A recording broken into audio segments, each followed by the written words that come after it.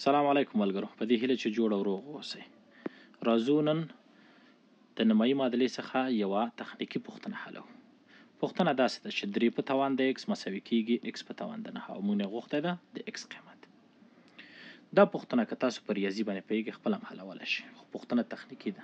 دې لپاره که خپل غواړئ د خپل د ریاضي لیاقت معلوم کړئ نو کولی شئ پوښتنه اول تاسو حل کړئ او ځواب یې راسره په کومنټ کې شریک کړئ، او که نه شئ کولی نو ماته پام وکړئ چې زه درته حل کوم.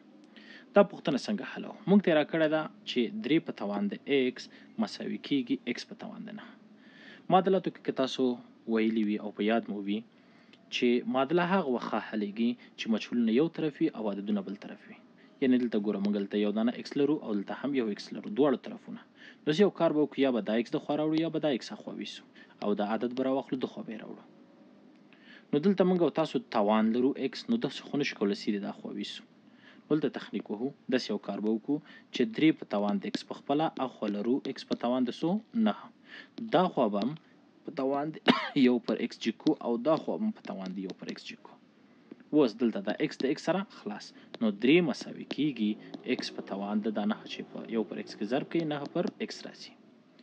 اوس دغه 9 به هم راواخلو او د خوا به یې راوړو، نو د خوا په توان د 1 پر 9 او د خوا هم په توان د 1 پر 9. اوس 3 په توان د 1 پر 9 مساوي کیږي x په توان د 9 سره 1 پر x پاتې کیږي.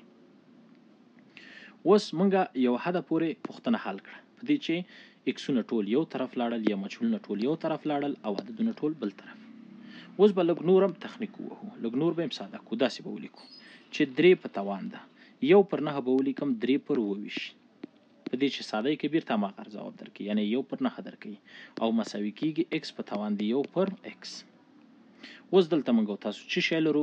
لیکو چې دغه 3 به دې توان ته، یعنې دې دریو ته توان ورکړو. لیکو چې 3 په توان ده 3 کل په توان د 1 پر 28 مساوي کیږي x په توان د 1 پر x. چې اوس موږ لږ نور مخته لاړ شو، دا 3 په توان د 3 کیږي 28 په توان د 1 پر 28 مساوي کیږي x په توان د 1 پر x. دلته ګورئ موږ او تاسو د مساوات د قانون څخه کار اخلو.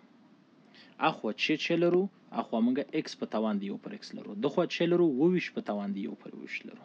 نو دا خوا مساوات د اخوا سره مساوي ده، یعنې دغه 28 د دې x سره او دغه 28 د دې x سره، ولې دواړه دا یو شی دي دا دواړه هم یو شی دي او دلته هم یو لرو.